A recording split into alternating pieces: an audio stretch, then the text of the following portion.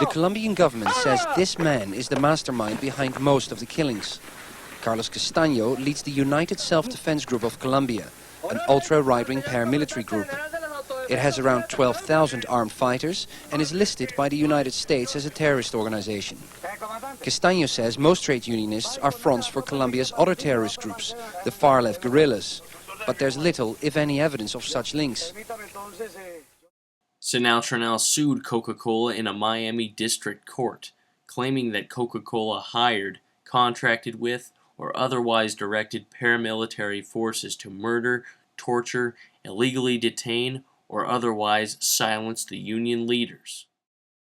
The case was brought before Judge Jose E. Martinez in 2001 and would prove to be very unfortunate, considering California Senator Dianne Feinstein pointed out that Judge Martinez has a bias in favor of corporate interests, and that he specialized in advising and defending large corporations.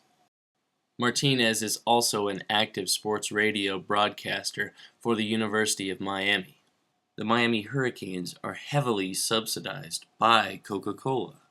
So, since the University of Miami contracts with Coca-Cola, and Judge Martinez works on behalf of the university, and he has a history of advising and defending large corporations, this logically tells us that Martinez has bias towards Coca-Cola. Martinez even defended the Tobacco Institute in a case that went before the Supreme Court in January of 2000.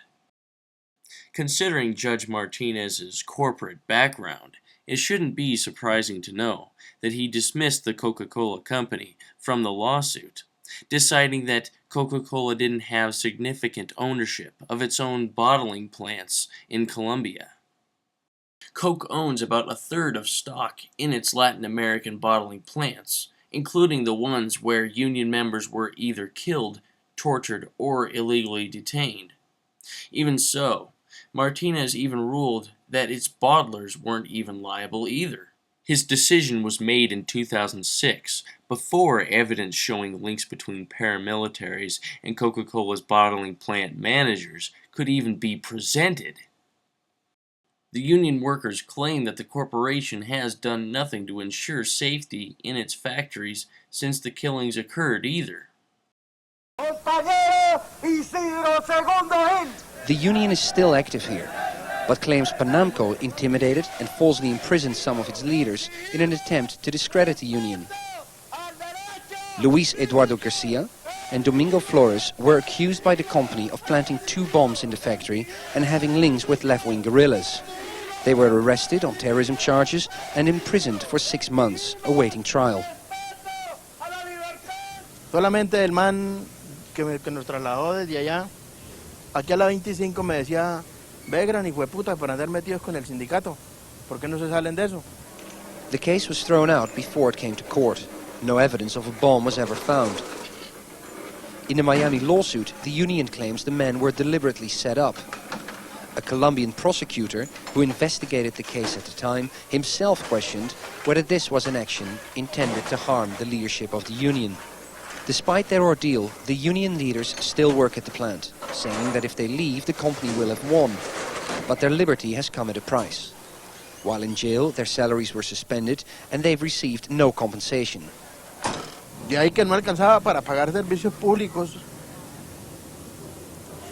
mucho menos para pagar cuotas de la vivienda, el cual pues se fueron acumulando y ya no las tenían en remate cuando salimos nosotros. Frente a eso, las compañeras les tocó que salir a pedir limón. Mis hijos estaban estudiando, me tocó que no volvieran más al colegio porque no había con qué pagar y los echaron del colegio. A esos niños les quedó un trauma que aún todavía no hemos podido superarlo. Ella ve un policía, ve algo y de una vez piensa que lo van a llevar otra vez. O sea, a ella le quedó ese temor de que el papá no va a volver, de que el papá se va y de pronto no vuelve. Last year, Luis was at a shop on his round when he says 2 armed paramilitaries confronted him. Estando acá, el tipo que estaba a la derecha se me vino, desenfundó el arma, sacó un arma del bolso, la desenfundó, tendió el arma y me dijo, le llegó su momento, hoy es su día. That day, Luis was lucky, saved by a shopkeeper who called the police.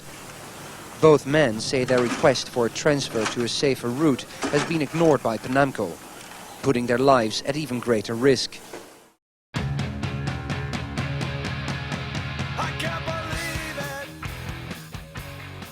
Coca-Cola has run into intense scrutiny in India, too.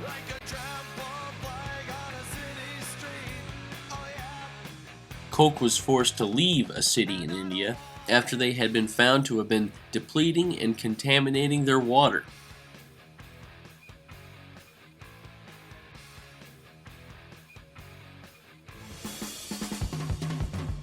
Even in Turkey, Coca-Cola has denied workers their right to unionize.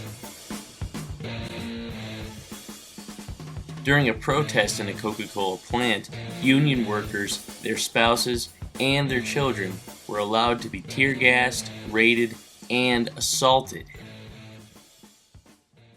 Since the scandals, several universities have suspended their contracts with the Coca-Cola company. I know there have been lots of reports of things that happened in Colombia as well as in India with regard to water.